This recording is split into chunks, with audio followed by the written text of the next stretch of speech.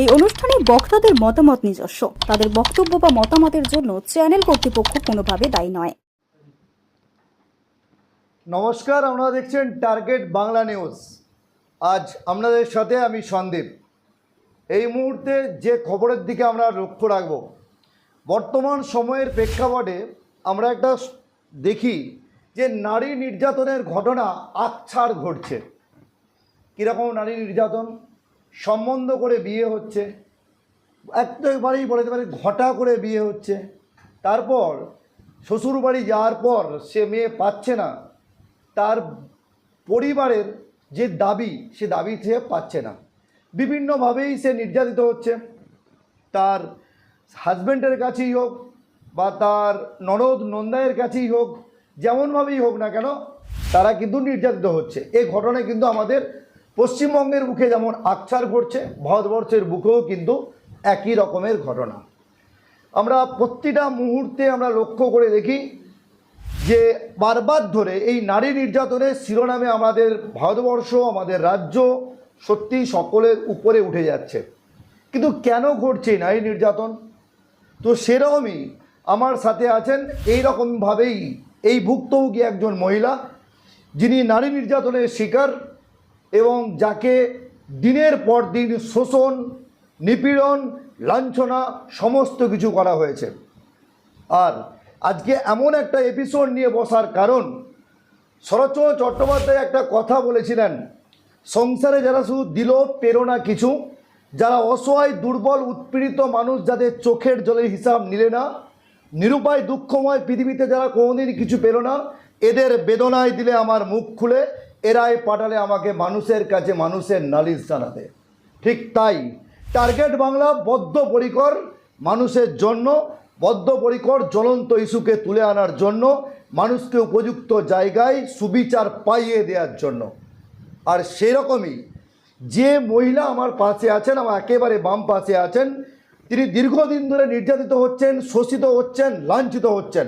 একেবারে আমি বলবো না, ওনার মুখ থেকেই আমাদেরকে শোনাবো যে তার লাঞ্ছনার ইতিহাস। এবং শুধু তাই নয়, এইরকম প্রেক্ষাপটে তিনি এই মুহূর্তে কোন পথে আগিয়েছেন, কি পদক্ষেপ নিয়েছেন এবং কোথায় এখন তার পদক্ষেপ কোন জায়গায় পড়ে আছে, পদক্ষেপ কি আদৌ চলছে নাকি বিষবাও জলে, সমস্ত কিছু তথ্যই তুলে আনবো টার্গেট বাংলা নিউজের পর্দায়। একেবারে আমাদেরকে একটু পরিচয় করিয়ে দিই। আমার বাঁ পাশে আছেন যিনি একেবারেই নারী নির্যাতনের শিকার, যে বর্তমান সময়ে যারা জ্বলন্ত ইস্যু পশ্চিমবঙ্গ এবং ভারতবর্ষের বুকে, তো তিনি আছেন পূজা পাত্র বেড়া। আমার বাঁ দিকে আছেন, ঠিক আমার ডান দিকে আছেন যিনি মুখ্য মানবাধিকার ফাউন্ডেশনের চেয়ারপারসন। জানেন আপনারা যে মানবাধিকার ফাউন্ডেশন বিভিন্ন সময় মানুষের দাবি দেওয়া, মৌলিক অধিকার, ন্যায় বিচার ইত্যাদি নিয়েই কাজ করে চলে। তো সেই মুখ্য মানবাধিকার ফাউন্ডেশনের চেয়ারপারসন সৌরভ মুখার্জি আছেন আমার পাশে। আমি দুজনের সাথে আমাদেরকে পরিচয় করিয়ে দিলাম। একেবারে সরাসরি আসবো পূজাদির কাছে। পূজাদি, আপনি বর্তমান সময়ে অভিযোগ করছেন যে আপনি নারী নির্যাতনের শিকার। তো এই যে আপনার নারী নির্যাতনের ইতিহাস আপনি তুলে আনছেন, তো এই ঘটনাটা যদি বলেন, আপনার কবে বিয়ে হলো, কিভাবে বিয়ে হলো, কোথায় বিয়ে হলো, কিভাবে নারী নির্যাতন আপনার উপর হয়েছে, যদি আমাদের সামনে একটু বলেন। আচ্ছা, আমি পূজা পাত্রবেরা, আমার বাড়ি মেদিনীপুর, কাঁথি, পূর্ব মেদিনীপুর। আমার জন্য সম্বন্ধ 2019 সালে মার্চ মাসে আসে এবং তারপরে আমাদের মুম্বাইয়ের পানভেল থেকে অসীম অধীর বেরার সঙ্গে মধ্যস্থ মাধ্যমে ওনার সঙ্গে বিবাহ হয়। কিন্তু বিয়ে 30শে জুন 2019-এ আমার বিয়ে হয়েছিল। কিন্তু বিবাহের পর থেকে অষ্টমঙ্গলা থেকেই আমাকে ওর ফ্যামিলি এবং ওনার হাজব্যান্ডের গার্লফ্রেন্ড একজন ডাক্তার, ওনা আমাকে সিজোফ্রেনিয়া পেশেন্ট বানাতে চায় এবং ওনার দিদি জামাইবাবু আমাকে মারধর করে এবং উল্টোপাল্টাভাবে আমাকে ঘরে বন্দি করে রাখে। মানে আপনার যার সাথে বিয়ে হয়েছিল তার নাম অসীম বেড়া? অসীম অধীর বেরা। আচ্ছা, আমার তো প্রশ্নটা হলো যে এই যে অসীম বাবুর, আপনি একটা কথা বললেন কি গার্লফ্রেন্ডের কথা, তো এই ব্যাপারটা যদি একটু খলসা করে বলেন। অ্যাকচুয়ালি বিয়ের সময় উনি মারাঠি এবং উনি ম্যারিড ছিলেন, এবং আমাকে বলা হয়েছিল যে আমার একজন বন্ধু আছে তোমার দিদির মতো, সমস্ত কিছু তোমাকে হেল্প করবে। তো আমাদের বাড়িতে ওরা আসতো যেত এ করতো, কিন্তু সমস্ত ব্যাপারে 24 ঘন্টা ও আমার হাজব্যান্ড ওনার সঙ্গেই ব্যস্ত থাকতেন, এবং আমাকে বলতেন আমি রান্না বান্না করি না, ঘরে কোনো কাজ করি না, এই নিয়ে আমাকে বিভিন্ন রকম অত্যাচার করতো, এবং পাশের বাড়িতে আমাকে বাসন কাসন মাজাবার জন্য জোর করতো। এবং দিদি জামাইবাবু পাশের বাড়িতে বাসন মাজানো বলতে মানে প্রবাসী বাঙালি সবাই একসঙ্গে থাকে, কোনো অনুষ্ঠানে বলে যে তুমি আন্টিকে হেল্প করো। তো এই জন্য আমাকে বিভিন্ন আত্মীয় মানে নিয়ে যেত, এবং খাবার পরে বাসন টাসন মাজতাম। যাই হোক, এরকম দিনের পর দিন চলতে থাকে। আমি সব কিছু হাজব্যান্ডের মুখের দিকে তাকে মেনে নিয়েছিলাম, কিন্তু ও দিদি জামাইবাবু আমাকে তাড়াবার জন্য ব্যস্ত হয়ে উঠেছিল। জামাইবাবু আমাকে থ্রেট দিত, আমার নাকি বিকলাঙ্গ সন্তান হবে, আমি নাকি পাগল মেয়ে, এইরকমভাবে করতো। আমাকে পানভেল ছাড়া, আমার মহারাষ্ট্রে পানভেলে বিয়ে হয়েছিল, এবং বলেছিল তোকে পানভেল ছাড়া করব, তুই দেখে নিস, তোকে যদি পানভেল ছাড়া না করি আমি এই সমস্ত আমাকে একে উত্তপ্ত করতো, এবং দিনের পর দিন আমাকে সুইসাইডের করার জন্য মানসিকভাবে চাপ দিত। এবং বাড়িতে মা, বোন এবং আমার বোনের ভগ্নিপতিকে ও দিদি যখন তখন ফোন করতো যে আপনার মেয়ে কোনো কাজ করে না, সারাদিন ঘরে ঘুমিয়ে থাকে, এই সমস্ত করে। এবং আমি বিয়ের আগে আমার বর প্রতিশ্রুতি দিয়েছিল যে তুমি ওয়েস্ট বেঙ্গলে পিএসসি ডব্লিউবিসিএস এগুলো পরীক্ষা দিয়েছিলাম, এবং তার জন্য প্রস্তুতিও নিচ্ছে। বলছি আপনার কোয়ালিফিকেশন কি? আমার হচ্ছে MA সংস্কৃতে, MA বিএড। আপনার মতো একটা এডুকেটেড মহিলা কোনো কিছু জিনিস বিচার না করে একেবারেই কাঁথি থেকে পূর্ব মেদিনীপুর কাঁথি থেকে আপনি মুম্বাই যে চলে গেলেন, এটা ইতিহাসটা কেন এরকম কেন? ইতিহাসটা বলতে আমার প্রথমে বাড়ির সাপোর্টে আমার মা বিয়েটা মেনে নিয়েছিল না, কিন্তু তারপরে আমার হাজব্যান্ড মানে আমার হাতে পায়ে ধরে বিভিন্ন আত্মীয় বাজকুল, তারপর হলদিয়া সমস্ত আত্মীয় স্বজনদের আমাকে হাতে পায়ে ধরেই বিয়ে করেছিল প্রায়। আচ্ছা, মানে এই যে আমাদের অশান্তির কারণে, এই অশান্তির কারণে কি কোনো লেনাদেনার কোনো গল্প ছিল? লেনাদেনা বলতে সবসময় আমাকে বলতে তুই ওর একজন প্রতিবেশী কাকিমা আমাকে বলতে তুই ভিখারি বাড়ির মেয়ে, তুই মেয়ে, তুই কোনো দিস নি, সে দিস নি, এরকমভাবে সবসময়। মানে পণ নিয়ে কি আপনার উপর চাপ এসেছিল? মানে এরকমভাবে ইনডাইরেক্টলি বলতে আমি ভিখারি বাড়ির মেয়ে, কোনো কিছু দিইনি, এবং আমার বিবাহের সমস্ত গয়নাও দিদির কাছে এখনো পর্যন্ত।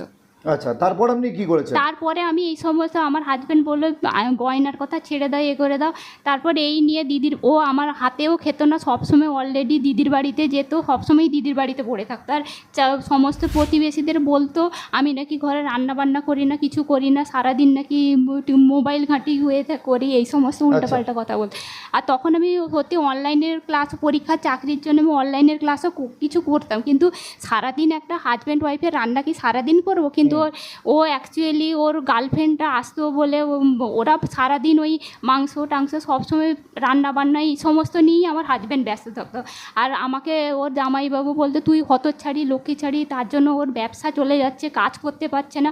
তারপর লাস্ট যে 3 মাস 2021 সালে অক্টোবর থেকে ডিসেম্বর পর্যন্ত আমার হাজব্যান্ড ওর দিদির বাড়িতে লুকিয়ে থাকতো, বলতো আমি নাকি আমার হাজব্যান্ডকে কাজে করতে দিই না, কাজে কনসেন্ট্রেট করতে দিচ্ছে না, এই জন্য দিদির বাড়িতে লুকিয়ে থাকতো।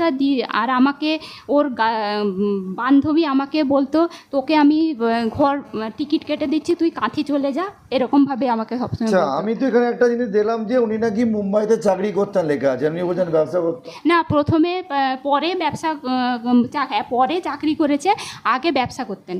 আচ্ছা, মানে উনি কি এমটেক করেছেন? হ্যাঁ, উনি এমটেক করেছেন। তারপর উনি এমটেক করেছেন, কিন্তু অ্যাকচুয়ালি উনি ওনার কেরিয়ারের প্রতি ফোকাসটা দিতেন না, উনি সারাদিন এইসব নিয়েই ব্যস্ত থাকতেন। ওই দিদির বাড়ির ছেলে মেয়েকে। আপনার উপর উনি সরাসরি কিভাবে নির্যাতন করেন? উনি বলতেন দিদিকে মেনে নাও, দিদি যা বলছে করো করো, এই সমস্ত আর কি। মানে ও বাড়িতে থাকতোই না বলতে গেলে সারাদিন, আমি ফ্ল্যাটে একাই থাকতাম। আচ্ছা, এরকমভাবেই চলতো। মানে আপনি জাস্ট বিয়ে হয়েছে, কিন্তু আপনারা মানে একেবারেই আমরা যেটা বর্তমান সময়ে বুঝি স্বামী স্ত্রীর যে সম্পর্ক, সে সম্পর্ক ছিল না সেরকমভাবে। মানে দিদি জামাইবাবু আমাদের হানিমুনের টিকিটও ক্যান্সেল করে দিতে বাধ্য হয়েছে। আচ্ছা, হ্যাঁ। তারপর এই যে ঘটনা, এই ঘটনার প্রেক্ষাপটে আপনি কোথায় গিয়েছিলেন? এই ঘটনার প্রেক্ষাপটে তারপরে আমি সুইসাইড, মানে এতটাই আমার মেন্টাল টর্চার, মানে আমি আর সহ্য করতে পারছিলাম না। তার জন্য 2021-এ 12ই ফেব্রুয়ারি আমি নিজে মানে করি। তারপরে আমাকে ওরা কোনোরকমভাবে একতরফা মিটিং করে ওর জামাইবাবু আমাকে সাদা কাগজে সই করিয়ে কোনোরকমভাবে বললো যে তুই বাবার বাড়িতে ঘুরে আয়, মন ভালো হবে বলে 3 মাস আমাকে যে বাবার বাড়িতে ছাড়তে যাওয়ার নাম করে সেই ছেড়ে দিয়ে চলে গেছে, নাম্বার ব্লক করে দিয়ে চলে গেছে। আজ পর্যন্ত কোনো খবর নেই। মানে এটা 2021 সাল থেকে? হ্যাঁ, 2021 সাল থেকে। আচ্ছা, আপনি এই যে আপনার টোটাল আপনার উপরে এত মানসিক নির্যাতন অত্যাচারের কথা বলছেন, হ্যাঁ, তো আপনি তখন মুম্বাইয়ে ছিলেন? হ্যাঁ, মুম্বাইতে। আচ্ছা, আপনি সেখানে কোনো লোকাল প্রশাসনকে সব জানিয়েছিলেন? মানে প্রশাসনকে জানানোর সুযোগ হয়নি, এই কারণে সবসময় আমাকে ওর বাবা আমাকে কন্ট্রোল রাখতো, ঘর থেকে বেরোতে দিত না আমার শ্বশুরমশাই। আচ্ছা, তারপর আপনাকে কাঁথিতে রেখে গেল? হ্যাঁ, কাঁথিতে রেখে যায়। তারপর আমি কাঁথি মানে বিভিন্নভাবে প্রশাসনিক দিক থেকে আমি অনেক চেষ্টা করি, কিন্তু সব জায়গায় অবহেলিত হয়েছি কোনোভাবে। এই যে কাঁথিতে রেখে হলো, এখানে আসার পর আপনি কোনো প্রশাসনিক লেভেলে? হ্যাঁ, আমি অনেক জায়গায় গেছি। মানে আমার কাঁথে মানে প্রথমে কেস করিনি, ভেবেছিলাম যে তারপরে আমি আমার বাবার করোনা হয়েছিল বলে আমি 2021 সালে যেতে পারিনি। তারপর বাবা সুস্থ হওয়ার পরে আমি যখন যাই 2023 সালে, তখন ওর দিদি আমাকে ঘরে ঢুকতে দেয়নি, পুরো ঘর ধাক্কা দিয়ে বের করে আপনি 2023-এ গিয়েছিলেন? 2023-এ আমি আমার হাজব্যান্ডের কাছে গেছিলাম যে আমাকে কেন ফিরিয়ে নিয়ে যাও। তার সঙ্গে দেখা হয়নি? না, আমার হাজব্যান্ডটাকে পুরো কন্ট্রোল করে ও দিদি জামাইবাবু, মানে দিদি জামাইবাবু ওর বাড়িতে লুকিয়ে রেখেছে আমাকে। মানে দিদি এসে দরজা খুললো, বললো তুমি এখান থেকে বেরিয়ে যাও তুমি, বলে আমাকে ঠেলে বের করে দিয়েছিল দিদি। তারপর আপনি কি? তারপরে আমি পুলিশের দ্বারস্থ হই, সেখানে ওর গার্লফ্রেন্ড গিয়ে হাজির, খান্দেশ্বর থানা। আমি ওখানে গিয়ে দ্বারস্থ হই এবং আমাকে পুলিশের সঙ্গে কোনো কথা বলতেই দিচ্ছে না। ওর জামাইবাবু আর ওর গার্লফ্রেন্ড মানে ওখানে গিয়েই হামলা শুরু করেছে, মানে আমাকে কোনো রকমভাবে কথা বলতে দিলেন না এবং পুরোপুরি উনি করলেন। তখন পুলিশ বললেন যে আপনারা যে বলবেন একজনই বলুন, বলে উনি সব বলে গেলেন যেন 24 ঘন্টা আমাকে যেন ওর গার্লফ্রেন্ড আমাকে ফলো করতো, যে আমি ঘরে কি করছি, মানে ওই রকমভাবেই যেন উনি যেন ওনার সব কিছু, মানে উনি যেন স্ত্রী এরকমভাবে একটা করে একটা সমস্ত কিছু বললেন, করলেন। তারপর আমি জিডি করে আবার ফিরে আসি। আচ্ছা, তারপর কি করেছেন? তারপরে এখানে পুলিশ আমাকে বলছিল দেখো কেসের মাধ্যম ছাড়া আমরা কোনো লিগ্যাল অর্ডার ছাড়া তোমাকে ঘরে ঢোকাতে পারবো না, আমাদের হাত পা বাঁধা। তখন আমি এসে কাঁথিতে দ্বারস্থ হই এবং সেখানে যে লয়াররা করেছিল 2023 সাল থেকে আমি কোনো সুরাহা আজ পর্যন্ত পাইনি। উল্টে বিপরীতে আমার হাজবেন্ড উল্টে আমার নামে ডিভোর্সের কেস করেছে। এই যে সুরাহা পেলেন না, হ্যাঁ, তো সুরাহা না পাওয়ার পর আপনি কি করেছেন? তারপরে আমি মুখ্য মানবাধিকার কমিশনের শরণাপন্ন হয়েছি। আচ্ছা, তা দর্শক আপনাদেরকে একটু দেখানোর চেষ্টা করলাম, মানে শোনানোর চেষ্টা করলাম, এক নির্যাতিতা মহিলা, মানসিক নির্যাতিতা মহিলা, যার উপর মেন্টাল টর্চার, যিনি বিয়ের পর থেকে স্বামী স্ত্রী কী জিনিস তিনি জানেন না এবং সমস্ত কিছু রিমোট কন্ট্রোল নাকি ওনার হাজব্যান্ডের দিদি জামাইবাবুর কাছেই, তারা যেমনভাবে চালাতেন ওনার হাজব্যান্ড নাকি তেমনভাবে চলতেন। বারবার ধরে তিনি ওনার বাড়ি অর্থাৎ মুম্বাইয়ে যাওয়ার চেষ্টা করেছেন, গেছেন এবং তাকে ঘাড় ধাক্কা দিয়ে বের করে দেওয়া হয়েছে। এমনই পূজার অভিযোগ, আমার অভিযোগ নয়, আমি কোনো জানিও না, ওনার অভিযোগের ভিত্তিতে আমি বলি যে ওনাকে নাকি বের করে দেওয়া হয়েছে। উনি কিন্তু লোকাল প্রশাসনের দ্বারস্থ হয়েছিলেন, লোকাল প্রশাসন ওনাকে যতক্ষণ সাপোর্ট করেছেন, কিন্তু উনি এখনও সেভাবে সুবিচার পাননি। এখানেই প্রশ্ন, রবীন্দ্রনাথ ঠাকুরের কথার সূত্র ধরে এখানেই প্রশ্ন, তাহলে কি বিচারের বাণী নীরবে নিভৃতে কাঁদবে? কিন্তু না, যেখানে আমাদের ভারতবর্ষ দেশ আর দেশ, যেখানে সার্বভৌমত্বের একটা দেশ, যেখানে সংবিধান আছে, সেখানে বিচারের বাণী নীরবে নিভৃতে কাঁদতে পারে না। তো সেই প্রেক্ষাপটেই পূজা পাত্র বেড়া সমস্ত জিনিসকে বাইপাস করে, প্রশাসনের লেভেলকেও বাইপাস করে উনি এমন একটি জায়গায় উপস্থিত হয়েছেন, মুখ্য মানবাধিকার ফাউন্ডেশনের কাছে উনি গিয়ে হাজির হয়েছেন। যে প্রশ্ন কি আমরা প্রত্যেকেই জানি, আপনারা প্রত্যেকেই জানেন যে মানবাধিকার ফাউন্ডেশন তারা কি কাজ করে এবং তাদের কাজটা কি আমরা প্রত্যেকেই বলি যে আমাদের সবের একটা স্বাধীনতা আছে, বাক স্বাধীনতা আছে, শিক্ষার অধিকার আছে, স্বাস্থ্যের অধিকার আছে, বাঁচার অধিকার আছে, মাথা গোঁজার স্থান আমাদের পাওয়ার অধিকার আছে, এই সমস্ত কিছু ইটিসি কারণ ভারতের সংবিধানের ধারা শেষ নেই। তো এই যে কথাগুলো, এই জিনিস আমাদের ভারতবর্ষের সংবিধানে আছে। কিন্তু সেই ধারাকে সামনে রেখেই উনি হাজির হয়েছেন মুখ্য মানবাধিকার ফাউন্ডেশনে। আর আমার কাছে এই মুহূর্তেই আছেন মুখ্য মানবাধিকার ফাউন্ডেশনের চেয়ারপারসন সৌরভ মুখার্জি। আমি সরাসরি ওনার কাছে যাব। উনিও নিশ্চয়ই আমি যেমন শুনলাম উনিও শুনেছেন, বা ওনাকে আগেতেই বিভিন্ন চিঠি চাপাটি করা হয়েছে, কাগজপত্র দেওয়া হয়েছে, সাবমিট করা হয়েছে ডকুমেন্টস, তাহলে উনি সমস্ত কিছুই দেখেছেন। এমতো অবস্থায় এই কেসটার ব্যাপারে উনি কি সত্যিই কোনো আশার আলো দেখতে পাচ্ছেন, বা এই কেসটা নিয়ে উনি কতদূর আগাতে পারবেন? মানবাধিকার ফাউন্ডেশন তো প্রত্যেকের জন্য লড়াই করে মানুষকে সুবিচার পাইয়ে দেওয়ার জন্য। একেবারে সরাসরি আসবো সৌরভ দা, আপনার সাথে আপনিও নিশ্চয়ই গল্পটা শুনেছেন। আমি অলরেডি আপনার কাছে ডকুমেন্টসও সাবমিট হয়েছে। আমি যতদূর জেনেছি যে আপনার কাছে প্রায় 2 মাসের কাছাকাছি সময়ে ডকুমেন্ট সাবমিট হয়েছে। তার মানে আপনার নিশ্চিতভাবে আপনি ফিল্ডে নেমে গেছেন, লড়াইয়ের ময়দানে আছেন।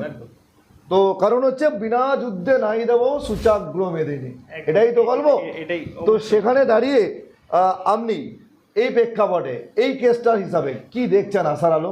দেখুন, উনি আমাদের কাছে প্রথমে জানাই টার্গেট বাংলা এবং আপনাদের টার্গেট বাংলা নিউজের প্রত্যেকটি যারা আপনার সঙ্গে যুক্ত আছেন সবাইকে অসংখ্য ধন্যবাদ এবং সবাইকে প্রণাম।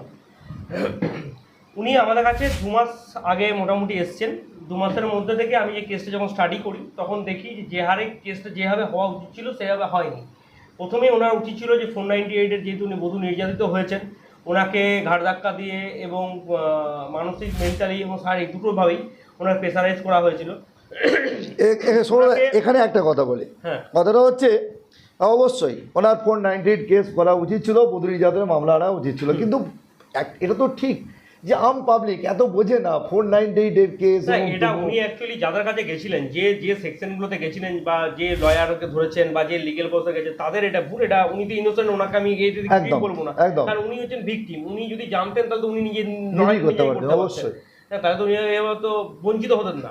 তাহলে উনি ওখানে যখনই বঞ্চিত হয়েছেন, ওনার যেটুকু বুদ্ধিতে হয়েছে লোকাল থানার দ্বারস্থ হয়েছেন। লোকাল থানার পরে তিনি ওখানে রিসিভও আছে, আমি দেখে নিয়েছি ওই থানা মুম্বাই নেভি বোর্ডের যে থানা আছে সেখানকার দ্বারস্থ হয়েছিলেন উনি। হওয়ার পর উনি এখানে এসেছেন। এখান থেকে ওনার 498 কেসটা এখান থেকে করা উচিত ছিল, যেহেতু এটা হয়নি। উনি যেটা করেছেন 125-এর একটা কেস করেছেন যে ওনাকে আর্থিক সহযোগিতা যেন করা হয়, যেন উনি বেঁচে থাকার যে খরচ সেটা যেন পায়। এটা করেছেন এবং তার পরবর্তীকালে উনি রিভিউ করেছেন। কিন্তু কেসটা কোর্টও মাঝখানে কিছুদিন বসে উনি যে কেসগুলো করেছেন দেখলাম আমি, ডিস্টার্বও ছিল।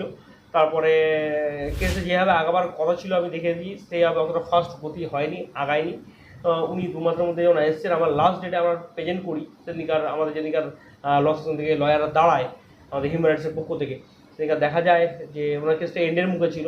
কেসটাকে আমরা রিকভারি করিয়েছি, চিঠি সার্ভ করা হয়েছে ওনার হাজব্যান্ডকে, এবং ওনার নামে যে কেসটা প্রোভাইড করেছে সেটার সেপ্টেম্বরের 26 তারিখে ডেট আছে। সেই ডেটে আমাদের লয়ার মুম্বাই যে কোর্ট আছে ওনাদের নেভি কোর্টের ওখানে যাবেন।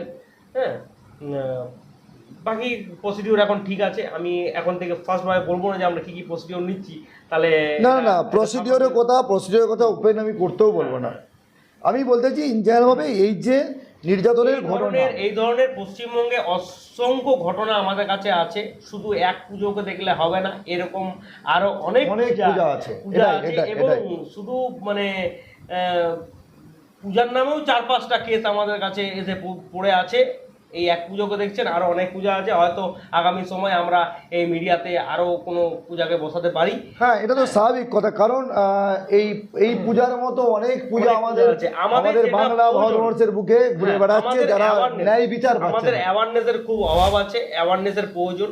এবং প্রত্যেকটি সদস্য, প্রত্যেকটি আমাদের আপনাদের দর্শকবৃন্দদেরকে আমি বলবো যে প্রথমে যদি এই ধরনের কোনো ঘটনা ঘটে, প্রথমে আপনার থানার দ্বারস্থ হন। যদি আপনার গায়ে হাত দেয় তাহলে আপনি মেডিকেল অতি অবশ্যই করার চেষ্টা করবেন, চেষ্টা করবেন যে সরকারি যেন কোনো হসপিটাল থেকে অবশ্যই করানো হয়। হ্যাঁ, তার গুরুত্ব অবশ্যই সবসময় বেশি। না হলে পরে কাছাকাছি কোনো নার্সিংহোম বা কোথা থেকে আপনার মেডিকেল চিকিৎসা করান, কারণ বেসরকারি জায়গা থেকে করার এগেনস্টে সরকারি জায়গা থেকে করাটাই বেটার, সব থেকে বেটার। এবং সেটাকে আপনি থানাতে সাবমিট করুন মেডিকেল সমেত, যে কি ঘটনা হয়েছিল, কি তার কাছ থেকে থানার থেকে আপনি কপি নেন, রিসিভ কপি নিতেই হবে। যদি কখনো দেখেন যে থানা রিসিভ দিতে চাইছে না বা ডিলে করছে, কাজ করুন বাই পোস্টে, পোস্ট অফিসের থ্রু দিয়ে স্পিড পোস্ট বা রেজিস্ট্রি পোস্ট করে চিঠিটা পাঠান, তাহলেও সেটা রিসিভ আকারে হবে। হ্যাঁ, এবং পরবর্তীকালে সেটা নিয়ে কোর্টে বা আমাদের দ্বারস্থ হন, আমরা অতি অবশ্যই আপনাকে এই বিষয় নিয়ে সহযোগিতা করব। এই কেসটার প্রেক্ষাপটে আপনি কি আশার আলো দেখছেন? অবশ্যই এই কেসটা তো আমরা 100% ওনাকে আশার আলো কেন, ওনাকে ওনার ন্যায্য যে দাবি সেটা তো উনি রেখেছেন, এবং সেই দাবি যেন উনি পান বা পূরণ হয় সেই চেষ্টাই করব। আমরাও চেষ্টা করব ওনার হাজব্যান্ডকে বোঝাবার বা কথা বলার, যে উনি যদি ওনাকে নিয়ে সংসার করেন বা করতে চান। কিন্তু আমার কাছে যেটুকু খবর যে ওনার হাজব্যান্ড ওনাকে নিয়ে সংসার করতে চাইছেন না, মানে বারবার ধরে উনি যতবারই গেছেন, 2-3বার গেছেন, প্রত্যেকবারই বের করে দিয়েছে। এবং লাস্ট এইবারও ওনাকে মুম্বাইতে বসানো হয়েছিল একটা জায়গাতে, হ্যাঁ, একটা এনজিওর পক্ষ থেকে, ওনাকে বসানো হয়েছিল ওনাকে এবং ওনার হাজব্যান্ডকে এইবারও, কিন্তু সেখানেও উনি ডাইরেক্ট ডিনাই করেছেন যে না, আমি ওনার সঙ্গে সংসার করবে না। উনি যদি সংসার করতে না চায় তাহলে এই জিনিসটা এমন একটা ম্যাটার, এখানে তো আর আদার্স কিছু করা যায় না, দুজনকে স্বামী স্ত্রী দুজনকে সহমত থাকতে হবে। তাহলে এখান থেকে দাঁড়িয়ে যদি উনি, তাহলে কি করা যাবে, খরপোশ দেবে। উনি যদি সংসার করতে না চান তাহলে ডিভোর্সের মামলায় হাঁটতে হবে, এবং তাকে যেহেতু লাইফ নষ্ট করেছে, একদম বিবাহ করে ওনার লাইফ যেহেতু নষ্ট করেছে, সেহেতু ওনার যা মেনটেনেন্স চার্জ, হ্যাঁ, যা খরপোশ, সেটা মহামান্য আদালত বিচারপতি সেই হিসাবে ওনাকে দিতে হবে। উনি যে চালাকিটা করছেন, যে উনি আবার পুনরায় ওইখান থেকে একটা কেস করে দিয়েছেন যে আমার সঙ্গে আমার ওয়াইফ থাকতে চাইছে না, আর এদিকে উনি ওনাকে নিয়েও যাচ্ছেন না, এই চালাকি বেশ দিন চলবে না। দেখুন, চালাকির দ্বারা মহৎ কাজ কিছু হয় না, চালাকির দ্বারা কিছুদিন হয়তো আমি সুযোগ পেতে পারি, চালাকির দ্বারা মহৎ কাজ করাটা কোনোদিনই সম্ভব না। আর উনি বিচার পাবেন। উনি আমাদের কাছে যখন এসেছেন, আমাদের কাছে যারাই আসেন তারা অতি মানে দরিদ্র শ্রেণীর থেকে উঠে আসেন, জানেন যে এখানে গেলে আমরা সুবিচার অতি অবশ্যই পাবো। হ্যাঁ, তো উনি যখন এসছেন 100% আমাদের কাছ থেকে বিচার পাবেন। একেবারেই আমি আপনাদেরকে শোনালাম যে মুখ্য মানবাধিকার ফাউন্ডেশনের চেয়ারপারসন সৌরভ মুখার্জি তিনি কি জানালেন এই কেসটার প্রেক্ষাপটে। আমাদেরকে আবার বলি যে আমাদের পশ্চিমবঙ্গ এবং ভারতবর্ষের বুকে এরকম প্রচুর পূজার উদাহরণ আছে, যে পূজার উদাহরণ মানে ঝুড়ি ঝুড়ি পাওয়া যাবে, ভুড়ি ভুড়ি পাওয়া যাবে, যে যেখানে এইরকম ঘটনা নিত্য সঙ্গী, যাদের উপরে নির্যাতন চলছে অন্যায় অবিচারভাবে, তাদেরকে সুবিচার পাইয়ে দেওয়ার জন্য আমরাও টার্গেট বাংলা সেটাকে এক্সপোজ করতে বদ্ধপরিকর। এবং একই সাথে এই মুহূর্তে মুখ্য মানবাধিকার ফাউন্ডেশনের চেয়ারম্যান সৌরভ মুখার্জি তিনিও জানালেন যে এই সব জায়গা থেকেও তিনি লড়াই করে যাবেন এবং তার ফাউন্ডেশন লড়াই করবে। কিন্তু এর মাঝেও আরও একটা কথা যেটা উঠে এলো, যে উনি নাকি এই পূজার সাথে যার বিয়ে হয়েছিল ওনার হাজব্যান্ড, উনি নাকি এখন বর্তমানে শোনা যাচ্ছে উনি নাকি সংসার করতে চাইছেন না। তাহলে কিন্তু সংসার করতে না থাকলে একজন নিরপরাধ মহিলার জীবন নিয়ে কেউ ছিনিমিনি খেলতে পারে না, একটা কথা বলতে পারি তো ছিনিমিনি খেলতে পারে না। তার জন্য অবশ্যই আমাদের কোর্ট আছে, আদালত আছে, মহামান্য আদালত সেটা বিচার করবেন। তো এই মহিলার অবশিষ্ট জীবন কিভাবে অতিবাহিত হবে। কিন্তু তিনি যে চালাকি করেছেন, তো সেই চালাকি করার প্রেক্ষাপটে তিনি যে চালাকি করেছেন সেটা এই মাধ্যমে জানতে পারলাম যে এই পূজা থাকতে চাইছে না ওনার সাথে, এটা নাকি তিনি এভাবে নাকি একটা কেস ফাইল করেছেন। কিন্তু যাই হোক, সেটা কেস কি ফাইল হয়েছে না হয়েছে সেটা পরে দেখা যাবে, সেটা আদালতে গিয়ে তার প্রমাণ হবে। এবং তার প্রেক্ষাপটে লড়াই করছে, যে বললাম মুখ্য মানবাধিকার ফাউন্ডেশন লড়াই করছে। তো এই লড়াই জারি থাকুক, আর পূজা তার প্রাপ্য অধিকার ফিরে পাক, অবশ্যই তার নৈতিক জয় হোক, এটা আমরা টার্গেট বাংলার পক্ষ থেকে চাইব। আর এরকম যেখানেই অন্যায় অবিচারের খবর আমরা পাবো বা আমাদের কাছে কেউ যদি এই খবর নিয়ে আসে, আমরা অবশ্যই এরকম 101টা নয় 100টা পূজার এই হিস্ট্রি আমরা এক্সপোজ করব, এটুকু টার্গেট বাংলা থেকে বদ্ধপরিকর এবং তার কথা দিলাম। কিন্তু পূজার আরও একটা কি কথা আছে একটু শুনে নিই, আচ্ছা, আমি ওখানে যখন লাস্টে যাই, মানে জোরে বলুন। আমি যখন লাস্টে আমার হাজব্যান্ড 3 মাস ধরে ঘরে থাকতো না, ও দিদির বাড়িতে গিয়ে থাকতো এবং বলতো যে আমি কাজের জন্য যাচ্ছি, তখন আমি বাইরে বেরানো শুরু করি এবং প্রতিবেশীদের কাছ থেকে জানতে পারি যে ওদের টার্গেটই ছিল নাকি একটা নামে মাত্র বিয়ে করে আমাকে স্ত্রীকে সরিয়ে দেওয়া। কারণ সবাই বলল তুমি মারাঠি মেয়েকে না বিয়ে করে ওয়েস্ট বেঙ্গলে মেয়েকে বিয়ে করবে কেন? তখন বললো একটা মেয়ে হলেই হলো, বিয়ে করলেই হলো। এই বিয়েটার কারণ কি? তার মানে কি বিয়েটা কি পুতুল খেলা? হ্যাঁ, ওটা ওরই, মানে ওর দিদি জামাইবাবু চেয়েছিল যে ওর ভাইকে নামে মাত্র একটা ওয়েস্ট বেঙ্গল থেকে মেয়ে নিয়ে গিয়ে বিয়ে করে ওকে পাগল স্থাপিত করে সরিয়ে দেওয়া। এইটাই ওদের প্রথম থেকে পরিকল্পনা ছিল। আমি বিয়ের পরে, মানে ওই পরে প্রতিবেশীদের কাছ থেকে জানতে পারি। না, এই ধরনের ঘটনা আরও আছে। পশ্চিমবঙ্গ শুধু বলবো না, পশ্চিমবঙ্গ বা আদার ঝাড়খণ্ড স্টেট থেকেও, যেটা আমাদের ক্যাপিটাল লিস্ট যে জায়গাগুলো আছে, যেমন দিল্লি, মুম্বাই, হ্যাঁ, বেঙ্গালুরু, এইখানে কাজের লোকেরও অনেক অভাব থাকে। ঠিক আছে, অনেক সময় কি হয়, বিয়ে করে প্রতিশ্রুতি দিয়ে নিয়ে যেয়ে পরে দেখা যায় যে এক নয় তাকে কাজের মানে মাসি হিসাবে ব্যবহার করছে, অথবা দেখা যায় যে তাকে পাচার করে দিচ্ছে, হ্যাঁ, বাইরে। এই ধরনের অনেক খবর আছে আমাদের কাছে এবং আমরা এর নিয়ে কেস লড়ছি অলরেডি এবং কিছু কেস এন্ডও করেছি। তো সেই হিসাবে আমি যেটা বুঝতে পেরেছি এনার হাজব্যান্ডের, যে এনার টার্গেট ছিল হয়তো যে ইনি এখানে নিয়ে যেয়ে পরে আমার বাড়িতে কাজ করবে আর আমি আমার গার্লফ্রেন্ডকে নিয়ে ঘুরবো, বা এই ধরনের কোনো একটা চিন্তা ভাবনা ছিল না। মানে লিখিত ভাবে আমি যে ম্যারেড, আমার বউ আছে, কিন্তু আমি বউকে বউয়ের পরিচয় দেবো না, এটাই হচ্ছে মুখ্য উদ্দেশ্য। যাই হোক দর্শক, আমাদেরকে শোনার চেষ্টা করলাম যে পূজা পাত্র বেরা তার জীবন ইতিহাসের কাহিনী এবং তার যে নারী নির্যাতনের উপর তার উপর হয়েছে এবং সে কীভাবে আগিয়েছে, বর্তমানে কিভাবে আগিয়েছে এবং সে কোথায় এখন দাঁড়িয়ে আছে এবং তার জন্য কে এখন লড়াই করছে, সমস্ত কথা আমাদেরকে দেখানোর চেষ্টা করলাম। তাই সকলের উদ্দেশ্যে একটা কথা বলি যে যখন পা ফেলবেন প্রত্যেকটা পদক্ষেপ, প্রত্যেকটা স্টেপ একটু চিন্তা ভাবনা করে ফেলুন, কারণ বর্তমান সময়ে এরকম পূজার মতো ঘটনা হামেশাই ঘটছে। এটা আমরা লক্ষ্য করছি, নজর আপনারা পেপার খুললে পাবেন, টিভি খুললে দেখতে পাবেন, শুধু তাই নয় বিভিন্ন সোশ্যাল মিডিয়ার মধ্য দিয়েও দেখতে পাবেন যে এরকম ঘটনার শেষ নেই। তাই প্রত্যেকের উদ্দেশ্যে বলি, সতর্কীকরণ হিসাবে বলি যে যা কিছু করবেন পা ফেলবেন সেটা একটু ভেবে চিন্তে ফেলবেন।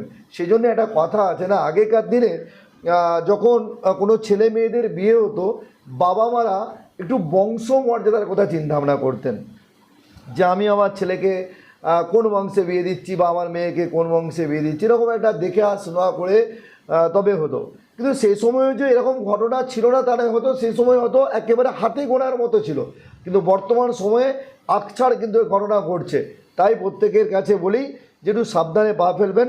আর আবার বলি, পূজার মতো এরকম অনেক পূজার যদি কোনো ঘটনা আমাদের সামনে আসে আমরা সেটা এক্সপোজ করব। টার্গেট বাংলার জন্য বদ্ধপরিকর। সকলকে ধন্যবাদ জানিয়ে আমি সন্দীপ দেশ শেষ করলাম। কোতুলপুরে সর্বপ্রথম এমআরআই পরিষেবা যুক্ত 110 বেডের মাল্টি স্পেশালিটি হসপিটাল হল মেডিকেয়ার জেনারেল হসপিটাল। স্বাস্থ্যসাথী মান্যতাপ্রাপ্ত এই হসপিটালে রয়েছে AC, non AC cabin, modern OT, ICCU, NICU, micro surgery, dialysis বিভাগ, ব্রেন ও spine surgery, cancer surgery, lift সহ নানান পরিষেবা। এছাড়াও রয়েছে সিটি স্ক্যান পরিষেবা যুক্ত নিজস্ব ডায়াগনস্টিক সেন্টার, ডক্টর চেম্বার্স, ওষুধের দোকান সহ 24 ঘন্টা অ্যাম্বুলেন্স পরিষেবা। 24 ঘন্টা অ্যাক্সিডেন্ট এমার্জেন্সি, রোগীর সুচিকিৎসা, সুপরিষেবা এবং সুস্বাস্থ্যই হল আমাদের মূল লক্ষ্য। ঠিকানা সরিষাদিঘি, কোতুলপুর, বাঁকুড়া। যোগাযোগ নম্বর 9434216662 অথবা যোগাযোগ করুন 9732212924 এই নম্বরে।